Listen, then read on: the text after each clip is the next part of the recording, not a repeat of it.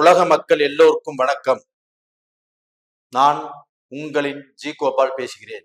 ஸ்ரீ குரு ஜோதிடம் வாயிலாக உங்களுக்கு நிறைய மெசேஜ் கொடுக்கறதாக இருக்கிறேன். இன்னைக்கு நான் பேசக்கூடிய தலைப்பு மாத பலன்கள். மாத பலன்கள் வரிசையில் ஏப்ரல் மாத பலன்கள் மகர ராசிக்காரங்களுக்கு எப்படி இருக்க போகிறது அதை பத்தி தான் இப்ப இந்த வீடியோல பார்க்க போறோம்.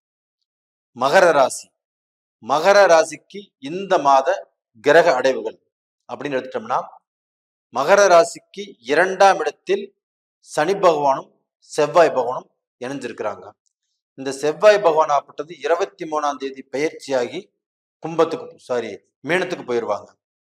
அதுபோக மீனத்துல ராகு பகவான், புதன் பகவான், சுக்கிர பகவான், சூரிய பகவான் மொத்த 5 கிரகங்கள் அந்த மீனத்தில் இருக்கிறாங்க. இது போக மேசத்துல குரு பகவான், அதே சமயத்துல கன்னியில கேது பகவான். இது இந்த மாத கிரக அடைவுகள். அப்ப இந்த மாத கிரக அடைவுகளாகப்பட்டது மகர ராசிக்காரங்களுக்கு ஃபேவராக இருக்கிறதா, அனுகூலமாக இருக்கிறதா? அப்ப இந்த காலகட்டத்துல பயன்படுத்தி நம்ம ஏதாவது செய்யலாமா, நம்ம சில முயற்சிகள் பண்ணலாமா, இடம் வாங்கலாமா, திருமணம் செய்யலாமா? அப்ப இந்த கேள்விகளுக்கு எல்லாமே பதில் அப்படின்னா மகர ராசிக்கு 2ஆம் இடத்தில் சனி பகவான் ஆட்சி. அதே சமயத்துல அந்த மகர ராசிக்காகப்பட்டது உங்களுடைய 4ஆம் இடத்து அதிபதி செவ்வாய் பகவான் சனியோடு இணைஞ்சிருக்கிறாங்க.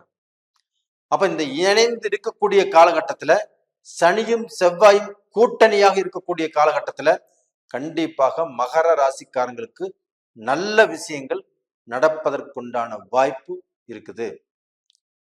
அப்ப நல்ல விஷயம்னா என்ன? இவங்களுக்கு இந்த பூமி சேர்க்கை உருவாகும். அதே சமயத்துல கடந்த காலங்கள்ல இல்ல பல வருஷமாக எனக்கு வீடு இல்லை, எனக்கு தங்குவதற்கே நல்ல வீடு இல்லை, எங்களுக்கு பூமி இல்லை, அப்ப அந்த பூமியை இப்ப வாங்கலாமானா கண்டிப்பாக இந்த காலகட்டத்தில் வாங்கலாம். அப்ப சொத்து சேருவதற்கும் வாய்ப்புகள் இருக்குது. அப்ப அந்த டாக்குமெண்ட்ல ஏதாவது பிரச்சனைகள் வருமானா இந்த சனி செவ்வாய் கூட்டணியாக இருக்கிறதுனால கண்டிப்பாக வராது. இது போக உங்களுக்கு 5ஆம் இடத்து அதிபதியும் 10ஆம் இடத்து அதிபதியுமான சுக்கிர பகவான் உங்களுடைய ராசிக்கு 3ஆம் இடத்துல குருவுடைய வீட்டுல உச்ச பலம் அடைகிறாங்க. அப்ப அந்த 5ஆம் இடத்து அதிபதி உங்களுக்கு உச்ச பலம் அடைவதால் அப்ப அந்த 5ஆம் இடம் என்பது உங்களுடைய பூர்வீக ஸ்தானம். அது போக உங்களுடைய திறமை, உங்களுடைய வலிமை, உங்களுடைய முயற்சிகள், இதற்கு பார்க்க போனா பலன் கிடைக்கக்கூடிய காலம். அப்ப அந்த 5ஆம் இடத்து அதிபதி உச்சபலம் அடைவதால் உங்களுக்கு கண்டிப்பாக நீங்க எடுக்கக்கூடிய ஒவ்வொரு முயற்சிகளுக்கும் நல்ல பலன் கிடைக்கும்.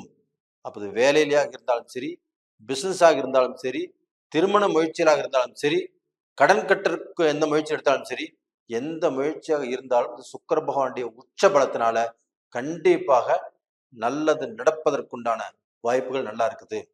இது மட்டும் இல்லைங்க, உங்களுக்கு 6ஆம் இடத்து அதிபதியும் 9ஆம் இடத்து அதிபதியும் ஆகப்பட்ட அந்த புதன் பகவான் ஆகப்பட்டது நேச்சபங்க ராஜயோகத்துல குருவுடைய வீட்டுல இருக்கிறதுனால அந்த 9ஆம் இடம் என்பது உங்களுக்கு பாக்கியத்தை அள்ளி கொடுக்கக்கூடிய காலகட்டமாக இந்த ஏப்ரல் மாதம் உங்களுக்கு மாறப்போகிறது.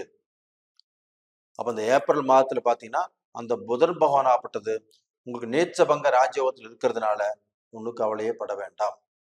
அப்ப டோட்டலா பாத்தீங்கன்னா நீங்க எடுத்துக்கிட்ட எந்த காரியமாக இருந்தாலும் அந்த பாக்கியாதிபதி ஒரு நல்ல பொசிஷன்ல இருக்கிறதுனாலையும், அதுவும் உங்களுக்கு 3ஆம் இடமாக அமைவதனாலையும், அந்த 3ஆம் இடம் என்பது உங்களுக்கு அறிவுத்திறன், அது போக உங்களுடைய முயற்சிகள், அப்ப அந்த உபஜயஸ்தானங்கிறதுனால உங்களுக்கு வெற்றியை கொடுக்கும். அப்ப டோட்டலா பாத்தீங்கன்னா இந்த காலகட்டத்தில் ஒரு பிசினஸ் ஆரம்பிச்சாலும் சரி, இல்ல ஒரு வேலை சம்பந்தப்பட்ட விஷயத்துல முயற்சி பண்ணாலும் சரி, அந்த வேலையில இதற்கு முன்னாண்டு செஞ்ச இடத்துல சில பிரச்சனைகளும் சில குழப்பங்களும் இருந்தாலும் சரி, அந்த குழப்பங்கள் எல்லாமே தீரும். வேலை எதிர்பார்த்தாலும் வேலை வாய்ப்புகள் கிடைக்கும். அது போக ஒரு பிசினஸ் எதிர்பார்த்தாலும் ஒரு பிசினஸ்ல நம்ம சம்பாதிக்கணும், நம்ம சாதிக்கணும் அப்படின்னு நினைச்சாலும் இந்த காலகட்டத்துல கண்டிப்பாக நீங்க சம்பாதிக்க முடியும், சாதிக்கவும் முடியும். அப்ப இது போக பாத்தீங்கன்னா உங்களுக்கு 3, 6, 7, 8ஆம் இடத்து அதிபதி அந்த சூரிய பகவான் ஆப்பட்டது உங்களுடைய ராசிக்கு 4ஆம் இடத்துல மேசத்துல உச்ச பலம் அடைவாங்க. அப்ப டோட்டலா பாத்தீங்கன்னா அந்த 8ஆம் இடத்து அதிபதி உங்களுக்கு உச்ச பலம் அடைவதால், அதுவும் குரு கூட சேர்ந்து அந்த உச்ச பலம் அடைவதால் உங்களுக்கு பார்க்க போனா 8ஆம் இடம் என்பது ஆயுள் ஸ்தானம், கண்டம், விரயம், தெண்டம் இதை குறிக்கக்கூடிய இடம். அப்ப அந்த 8ஆம் இடத்து அதிபதி உங்களுக்கு 4ஆம் இடத்துல சூரியனோடு இணைஞ்சு உச்ச பலம் அடைவதனால கண்டிப்பாக உங்களுக்கு கண்டங்கள் வராது, ஆயுள் தோஷம் ஏற்படாது, கடன் உங்களுக்கு அதிகமாகாது. அப்போ வாங்கின கடனை நம்ம அடைப்போம். அந்த அடைப்பதற்கு நம்ம கண்ணுக்காகப்பட்டது நல்ல வாய்ப்புகள் கண்ணுக்கு தெரியும். அப்ப அந்த வாய்ப்புகளை பயன்படுத்தி நம்ம சம்பாரிச்சு சாதிக்க வேண்டிய காலகட்டத்துக்கு வந்துருவோம். அப்ப டோட்டலா பாத்தீங்கன்னா மகர ராசியில பிறந்தவங்க இந்த ஏப்ரல் மாதத்துல அவங்க பார்க்க போனா சாதிக்கக்கூடிய வாய்ப்புகள் இருக்குதோ இல்லையோ, அவங்க எதையுமே இழக்கக்கூடிய வாய்ப்புகள் இல்லை. அப்ப நீங்க சாதிக்கலாம், சம்பாதிக்கலாம். உங்களுடைய வாழ்க்கையில நீங்க நல்ல பொசிஷன்ல வர்றதுக்கு என்ன முயற்சிகள் பண்றீங்களோ அந்த முயற்சிகள் திருவினையாகும். அப்போ அதே சமயத்துல உங்களுக்கு அந்த புதனோடு ராகுவும் இணைஞ்சிருக்கிறதுனால அந்த புதனாப்பட்டது 9ஆம் இடத்த அதிபதி அப்படிங்கிறதுனாலையும் அந்த புதனோடு ராகு இணைஞ்சிருக்கிறதுனால அந்த ராகுவும் புதனும் நட்பு கிரகங்கள். அப்ப அந்த ராகு பகவான் ஆப்பட்டது புதன் பகவானுக்கு நல்லதை செய்வாரு. அப்ப நல்லது செய்யக்கூடிய காலகட்டங்கிறதுனால உங்களுக்கு அந்த புதன் 9ஆம் இடத்து ஆதிபத்தியம் பெறதுனால கண்டிப்பாக உங்களுடைய வம்சத்துல உங்களுடைய பூர்வீகத்தில் இருக்கக்கூடிய பிரச்சனைகளும் கண்டிப்பாக தீரும். அது போக நீங்க இந்த பீரியட்ல எல்லாரும் பார்த்து பெருமைப்படக்கூடிய அளவுக்கு, உங்களை பார்த்து பொறாமப்படக்கூடிய அளவுக்கு, அவ்வளவுதான் இவன் முடிஞ்சு போனா எந்திரிக்க மாட்டான் அப்படின்னு நினைச்சவங்க கூட மூக்கு மேல விரல வைக்கக்கூடிய அளவுக்கு உங்களுடைய வளர்ச்சி விஸ்வரூபமாக இருக்கும்.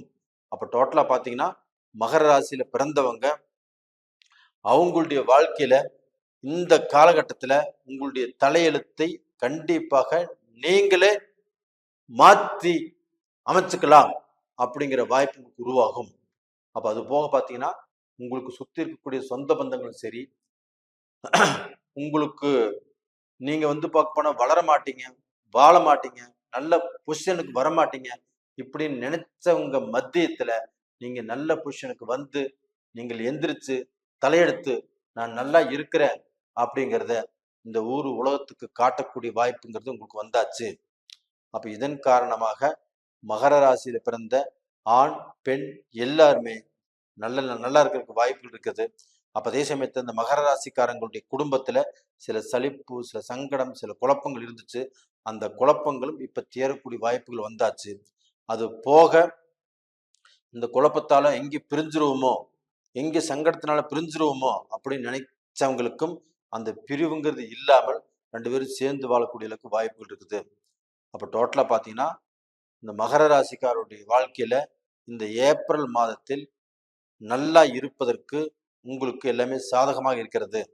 அது போக இந்த சீனியர் சிட்டிசன்ஸ் ஆகப்பட்டது இந்த காலகட்டத்துல நம்ம ஏதாவது செய்யலாம், நாம வயசு ஆயிடுச்சுன்னு சும்மா இருக்க வேண்டியது இல்லை, அப்ப நம்ம ஏதாவது நம்மளுக்கு வருமானம் வரக்கூடியதுக்கு நம்ம ஏதாவது பண்ணிக்கலாம் அப்படின்னு நினைச்சாலும் தாராளமாக முயற்சிகள் பண்ணலாம், முடிவெடுக்கலாம், அந்த முடிவை நோக்கி நீங்க பயணம் செய்யலாம். அப்ப இந்த பீரியட்ல பார்க்க போனா நம்மளுக்கு ஹெல்த்துக்கு ஏதாவது பிரச்சனை வந்துருமா அப்படின்னு நினைச்சீங்கன்னா அது மாதிரி பிரச்சனைகள் வருவதற்கு வாய்ப்புகள் இல்லை.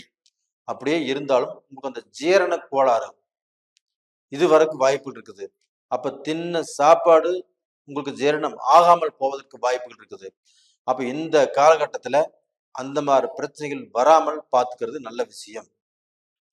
அப்ப நேயர்களே, இந்த பதிவு பிடிச்சிருக்குன்னு நினைக்கிறேன். பிடிச்சிருந்தா லைக் பண்ணுங்க, சப்ஸ்கிரைப் பண்ணுங்க, ஆல் அப்படிங்கிற பெல் பட்டனை பிரஸ் பண்ணிக்கோங்க. உங்களுடைய ஜென்ம ஜாதகத்தில் நடக்கக்கூடிய தசா புத்திகள் உங்களுக்கு சாதகமாக இருக்கிறதா அதை பாருங்க. இப்ப நாம சொன்னது கோல்சார பலன்கள். அப்ப இந்த கோல்சார பலன்கள் உங்களுக்கு 30% நல்லா இருக்கும், மீதி 70% உங்களுடைய ஜாதகத்தில் இருந்தா எடுத்துக்கணும். ஜென்ம ஜாதகத்துல. அப்ப அந்த ஜென்ம ஜாதகத்துல நம்மளுக்கு நடக்கக்கூடிய தசா புத்திகள் சாதகமா பாதகமானு பார்த்து தெரிஞ்சுக்கோங்க. அப்படி தெரிஞ்சுக்கிற மாதிரி இருந்தா கீழே 2 நம்பர் கொடுத்துருக்குறோம். கான்டாக்ட் பண்ணுங்க, வாட்ஸ்அப் பண்ணுங்க. உங்களிடமிருந்து விடைபெறுவது உங்களின் ஜி கோபால். நன்றி, வணக்கம்.